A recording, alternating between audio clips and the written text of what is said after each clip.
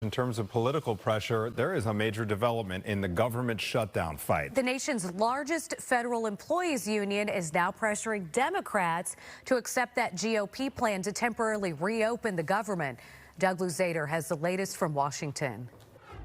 Lord, remind our lawmakers that no gold medals are given for breaking shutdown records. Even the Senate chaplain weighing in on the shutdown, but the message was a tough sell. Shutdowns, even partial ones, are as devastating as they are stupid. While Republicans blamed Democrats for filibustering efforts to reopen the government, Democrats trained their fire on President Trump, who is in the midst of an extended trip through Asia. Tens of millions of Americans face the specter of financial crisis, all while Donald Trump is dancing on the tarmac in Malaysia. Democrats are still holding out for an extension of temporary subsidies for rising Obamacare premiums.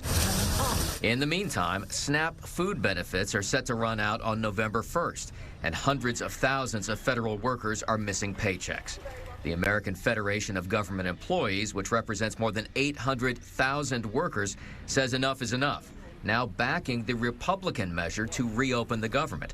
It's time to pass a clean, continuing resolution and end this shutdown today. No half measures and no gamesmanship. Put every single federal worker back on the job with full back pay today. It is a new pressure point for Democrats, but many vow to keep fighting. I still hear federal workers, for the most part, are saying, hang in there. What was the message? That is the question now from the Federal Employees Union. We're bringing in Doug Luzader. How big of a difference is this going to make? I mean, those union employees you mentioned yesterday typically align with the Democratic Party, correct? That's right. So this is additional pressure on Democrats now. I think we're about to find out. There's going to be another vote in the Senate this week, we think, on this measure to temporarily reopen the government. We've had, three Democrats generally, or people that caucus, senators that caucus with Democrats, supporting that Republican plan in the past. That's not enough to get it across the finish line. But if you get a handful more, you can get something done. And it may be that this is enough just to convince 1, 2, 3, 4, 5 Democrats, something in that range, to cross over. But, Democrats have been pretty effective in holding their ranks by and large here, despite one vote after another.